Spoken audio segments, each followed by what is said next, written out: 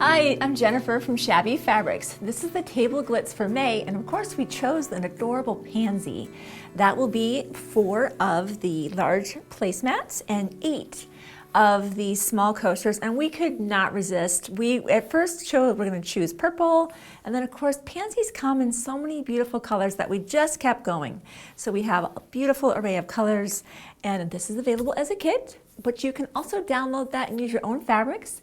If you're watching this video on YouTube, click the link below in the description box. You'll be able to jump right over and download those diagrams.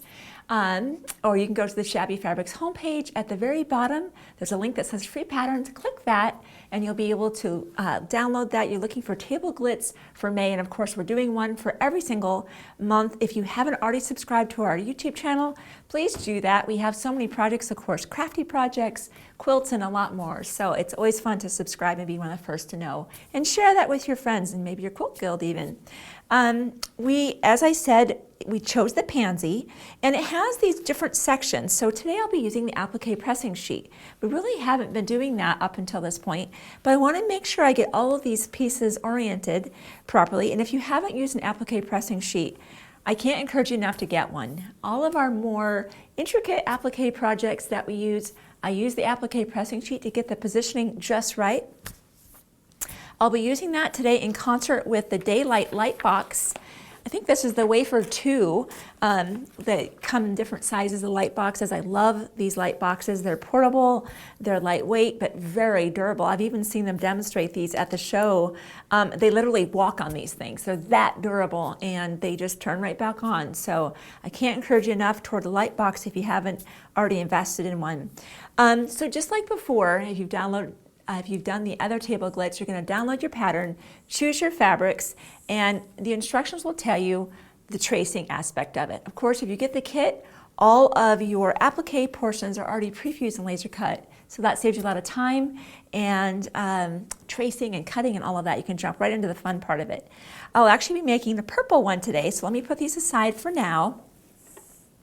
And just like our other table glitz, go ahead and watch those as far as the tracing of the fusible fleece on the back of the actual shape. We have the applique on the front, these 2 pieces, and then the back is a solid piece. So we're following the same steps as we've done for the previous months. But today I want to talk to you about the applique pressing sheet and why it's helpful for positioning. So with look at these beautiful purple fabrics. And this is the Fons and Porter applique pressing sheet, by the way. So I've got these 4 parts, right? I've got my main pansy background, my beautiful purple. This is the Essence collection. Absolutely love this fabric. It's a beautiful range of basics. And we have our bottom portion, our darkest, and here. I want to make sure I'm getting those positioned right. So once I have my diagram printed out and taped together, you'll want to put that immediately next to your light box with the applique pressing sheet on here. Right away, I want to mention something that if you've used an applique pressing sheet, you're used to pressing right here. You cannot press on the wafer light box. It will melt and distort and even create bubbles on this. So we'll be moving that over to a pressing mat. So that's why I have the pressing mat right here. But still, I'm going to use the light box and my applique pressing sheet to line everything up. My iron is on the proper setting. It's on a wool setting, so I don't want it full hot. And the first thing that I'm going to do is understand which pieces, what's my layering. Of course, this is in the background. That piece goes next, followed by this, and this piece is on the top. Now, rather than, these 3 pieces have fusible. Rather than peeling all of that fusible off, I'm only going to peel off the fusible for now on that yellow circle. The reason being is the more times that I heat fusible webbing up and heat it and take it off my applique pressing sheet and put it back on, the more it may begin to lose some of its adhesive characteristics. So I like to keep the fusible, the backing on a piece of fusible as long as I can. So let me show you what I'm talking about. Now looking through, let me take the applique pressing sheet away. The first thing that we would be doing is, let me just talk you through the steps. is positioning this and making sure that's put together.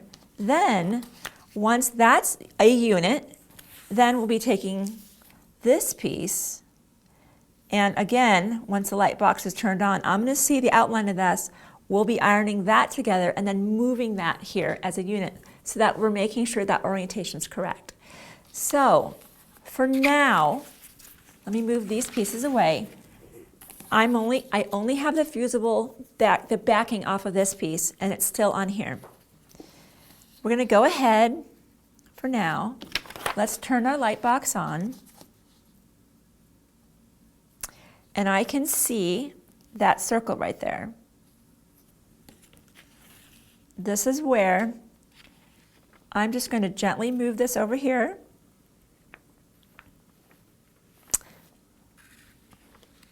How about we use our applique pressing sheet? I have to admit, I have done this where I completely forgot to put the applique pressing sheet and didn't catch myself and ironed right to my paper, and I felt very blonde. And guess what? And then you're starting all over again, printing your diagram, because you can't take that apart. Now let's go ahead and let's iron that down.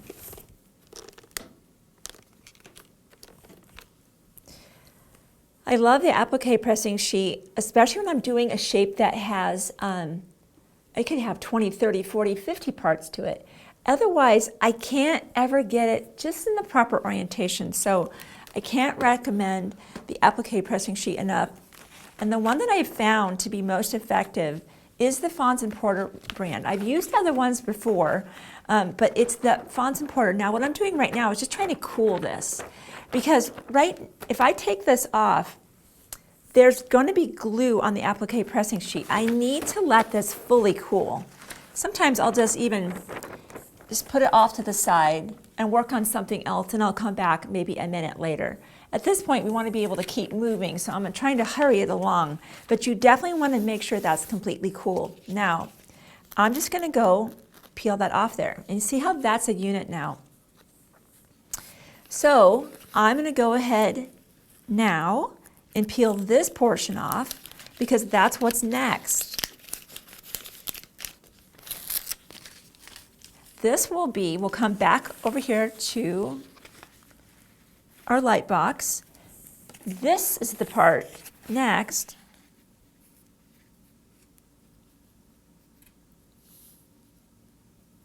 And if you can't see that, sometimes you'll be able to see the design through, especially if I turn the light box up to its brightest setting. Let's turn it all the way up. See if we can see it. I can see the outline. If you can't, say that's a black fabric, then at that point you would take the fusible off of your largest piece because it's a barrier, right? So in that instance, you would just take that off, and that's okay. But I'm trying to minimize the amount of times that I iron something down to my applique pressing sheet because, again, you lose a little bit of the adhesive characteristic the more times you do that. So I'm just trying to minimize how many times I do iron down to it. There it is. I'm going to grab the whole unit.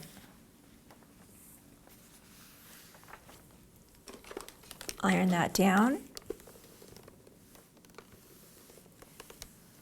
You know, I love when tools, the light box, the applique pressing sheet, how they help you be successful.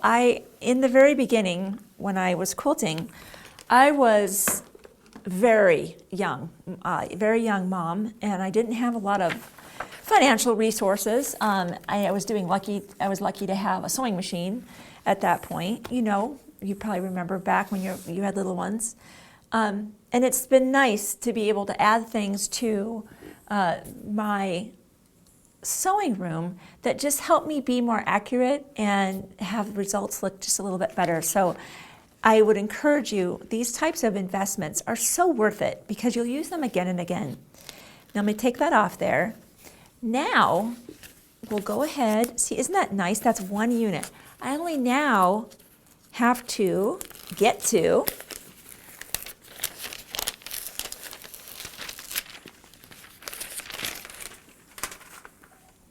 So let's take this. I want to make sure, and when you first cut this out, it's like, what's the top and what's the bottom? And that's where I just have to kind of reorient myself. There's that. And this will fit the footprint of that exactly, because that overlays that perfectly. And we can take the applique pressing sheet away now. Isn't that so beautiful? I love pansies. And purple, purple is such an amazing color. And we'll just iron that down. So isn't that nice that now when you put the final layer on, you're not having to deal with all that at once. You're just one stage at a time, and that's where the applique pressing sheet is so fantastic. And if you've done any of our applique table runners that are more involved with applique, that even using 2 applique pressing sheets with some of the larger shapes has been very helpful. So definitely a worthy investment. Now that the top is down, just like in the previous table glitz, we cut our backing, in this case, of course, the purple, and we put our fusible fleece on there. And we put the fusible fleece on the back. The applique is tucked underneath here, and both layers were right sides together, sewn 1/4 inch, and we've left our opening, and we've marked that opening. Let's see here. We went ahead with our friction pen and marked that. Now with our Kai scissors, we're going to go ahead, I'm just going to quickly trim this through. Okay, so I trimmed pretty close to maybe 1/8 inch all the way around. In these deeper valleys here, you might want to do a couple additional snips in there. I might even get a little bit more of the fabric out of there. Where the opening is, I don't trim the 1/8 inch. I leave that a full 1/4 because I need that real estate to be able to turn under. So let's go ahead and turn this through. And again, we didn't do any of our top stitching until the very end because we want our project to look quilted. You'll need to top stitch it anyway to close that opening, but the actual stitching around the pansy,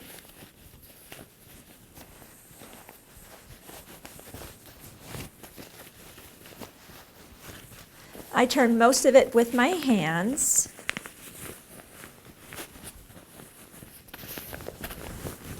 Oh, looks like some of our applique wasn't completely ironed down. That's no problem. If that happens to you, don't worry. You'll have another chance once this is turned. This is not something I expected to see when I turn this through, but that's real quilting, right? So we're gonna go with that because part of what I always wanna show you is how you deal with things you hadn't expected to happen. Because I think there's lots of that in life that nobody really talks about, and I'm gonna talk about it now, is if you thought that was completely ironed down, but maybe up here we didn't iron it as much as we should have, that's no big deal.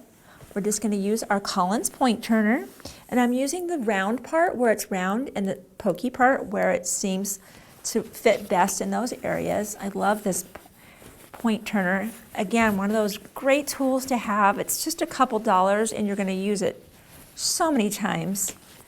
You definitely want to keep that one handy. Okay, so where that wasn't completely ironed down, no big deal. We're just going to get that iron going and we'll iron it completely down.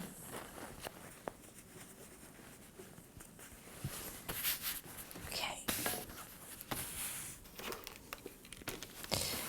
Just like before in the previous table glitz, while I'm ironing that down, you're going to turn those edges under, and I like to use the Wonder Clips.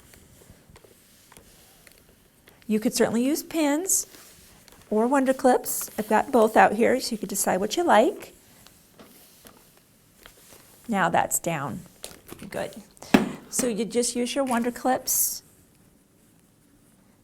folding that under, pressing that, bring your Wonder Clips, clip it all together. I would definitely recommend pressing that just to save time. I'll just finger kind of press that. You get the idea. Is we're just going to tuck that under our 1/4 inch. Make it as smooth as you can.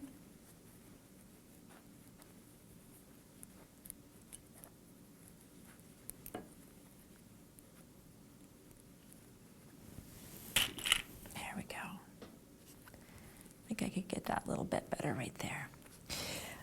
Then that awesome thread director, I can't recommend it enough. We do have the metallic thread set. There's 4 pieces. 3 of those are metallics and 1 is a bobbin thread. So you're going to be using your Schmetz metallic needle, your thread director, and this is some metallic needle here. Reduce your tension on the top. Play around with your tension if you're new to metallic thread to find the sweet spot in your machine. We do find that usually loosening the tension on the top portion of the machine helps it just to have the right tension, feed properly, and have the right balance of top thread to bobbin thread. And go ahead and stitch around. And of course, you can just add glitz to your heart desire, or straight stitch, decorative stitch, or anything you want. So I hope you enjoyed learning the table glitz for May, and we are looking forward to seeing you on our next video.